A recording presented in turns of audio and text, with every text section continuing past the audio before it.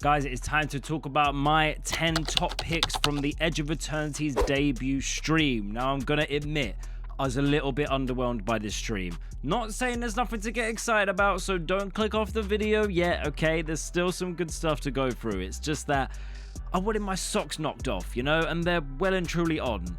I mean, not literally, they're not on, but yeah. Metaphorically speaking, the socks are still on. But we're still going to go through some of these cards because there is some stuff that I am quite excited about. So yeah, and maybe your opinion will be different. Maybe you'll be super excited. So with that said, let's get into these cards. Starting with our first card, Emissary Escort. This is a 2-mana creature, 1 colorless, 1 blue, artifact creature, robot soldier. This creature gets +X/+O, where X is the greatest mana value among other artifacts you control. So for just 2 mana, you can have a nice beefy boy if you've got some big artifacts on the battlefield. For me, I'm excited about this card because this is going to go so well in an Iron Man deck when I eventually build one. I built one in Architect, just not in real life, but I've got Iron Man Secret Lair just sitting there ready to be built around. And this is going to be absolutely great for that, so maybe it's finally time for me to build that deck. It's really, really good, guys. For Commander, yeah, this card is just, even without no power, it's still a 0/4, so it's still going to be a nice blocker, but it should not be hard to power this up and get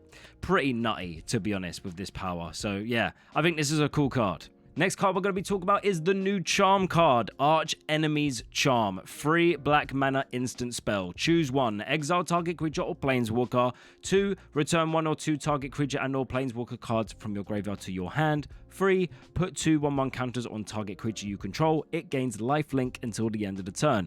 Now that third one, I'm a little bit like, that feels more white than black. I would have thought it would have gave a creature Deft touch.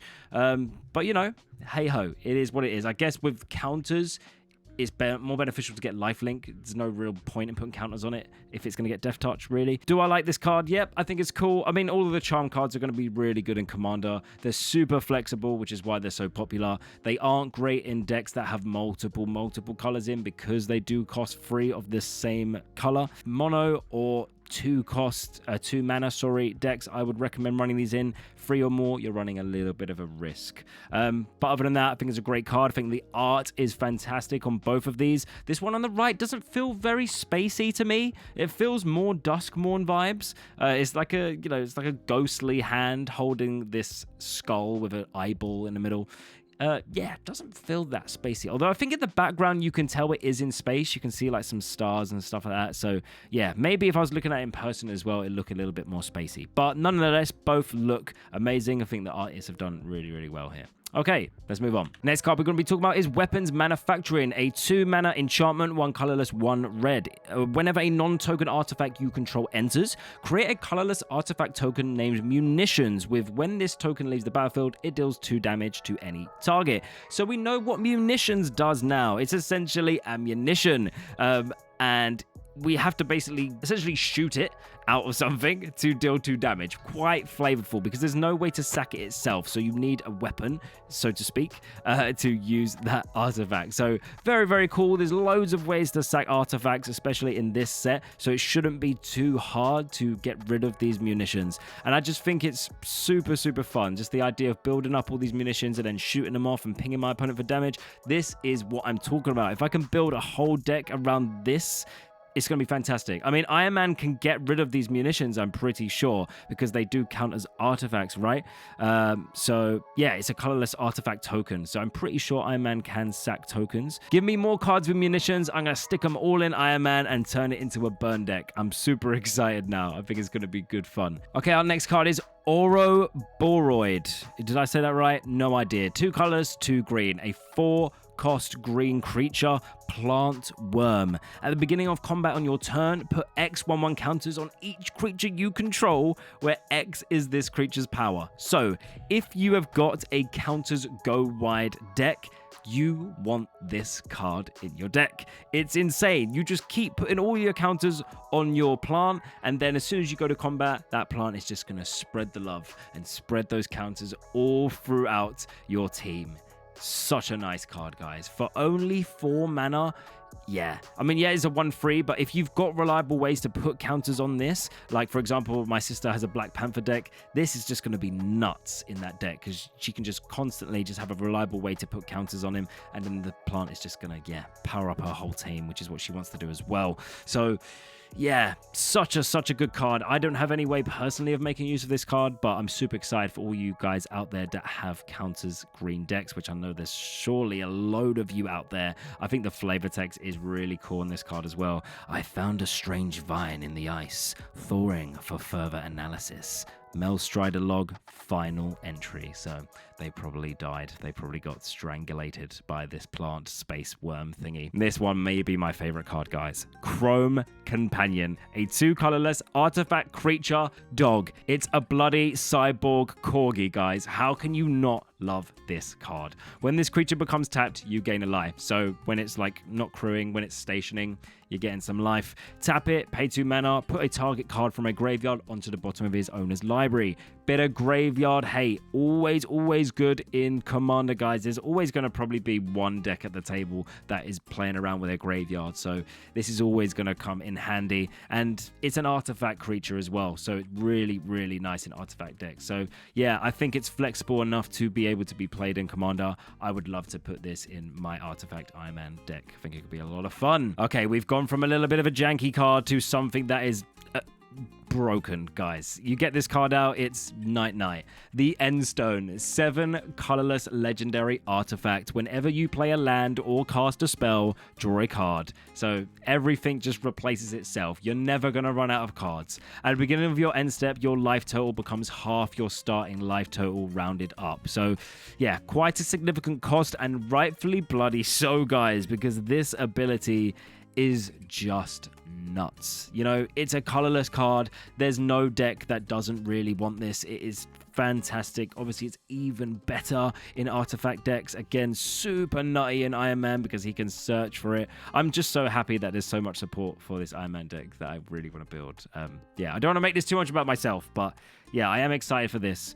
Yeah, this is a nutty card, guys. It really is. The art, beautiful. I'm surprised this isn't the headliner, I'll be honest.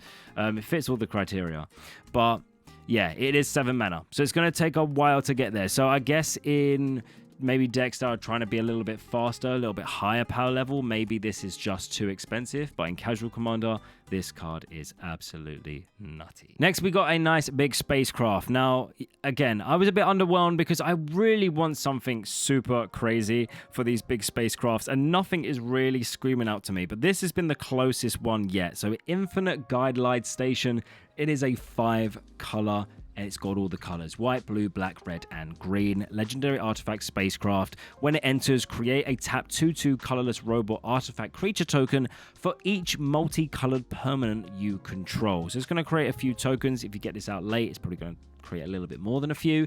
If you get 12 charge counters on it, it is going to become a 7/15 flyer. And this is what I'm talking about. Like, in terms of like big mothership status, this is what I want from the spacecrafts. I mean, personally, I wish they were all like this because it just feels a lot more, you know, thematic and flavorful. When it attacks, you draw a card for each multicolored permanent you control. So I do like this card. I do like it. And who knows, maybe I will build this. 5 color decks don't really appeal to me that much, but if there was anything that's going to get me to build it, maybe it would be this card.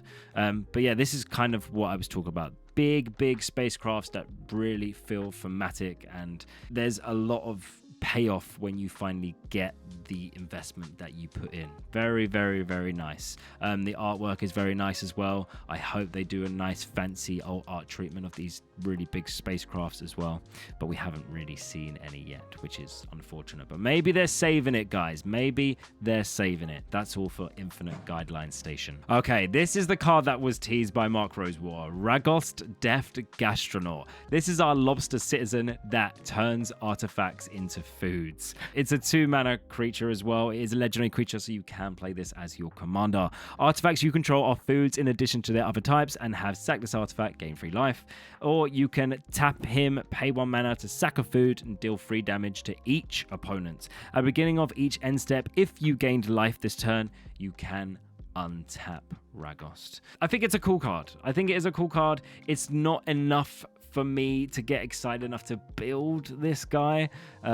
But I do think he's cool. And I think if I didn't already have an Igra deck, maybe I'd be more inclined to build him. He's a lobster, like, chef. He's got a little bit of time in his little mini claw here that they pointed out in the stream. I thought that was quite funny. And then you look in his little pan, he's got, like, nuts and bolts that he's cooking up. So, yeah, it feels flavorful. I like it. I hate to be a hater. I don't love the art on this right. You know, I feel like this art treatment, forgot what it's called now, very hit and miss. On the Tezera, it looked amazing.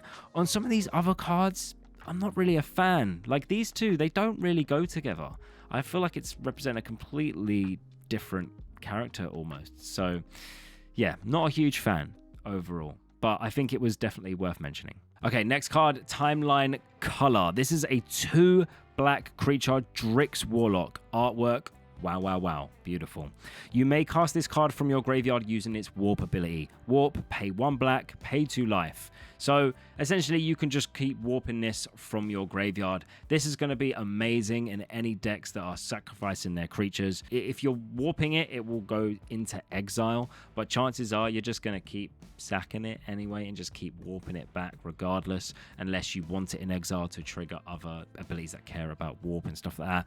But overall, it's a 2/2 that just keeps coming back. Really just a decent card in any deck that wants to sacrifice their creatures. So yeah, and the art is cool. Okay, last card, we've got Singularity Rupture. 3 colorless, 1 blue, 2 black. Sorcery, destroy all creatures, then any number of target players each mill half of their library, rounded down. So we've got a board wipe mixed with a big mill spell. I don't run any mill. I haven't run into anyone running mill, but I know there's some mill players out there. And for the 2 players that play mill, they're going to love this. And you know what?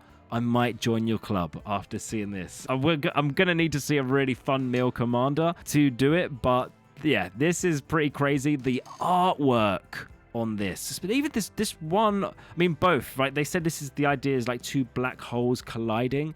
Both of these are amazing, but I think I prefer the one on the left. We love it. We love a cheeky little board wipe that's got some other cool thing to it. Now guys, if you enjoyed this video and you want to see me talk more about some Edge of Eternities cards, then go check out this video here. I think you'll enjoy it.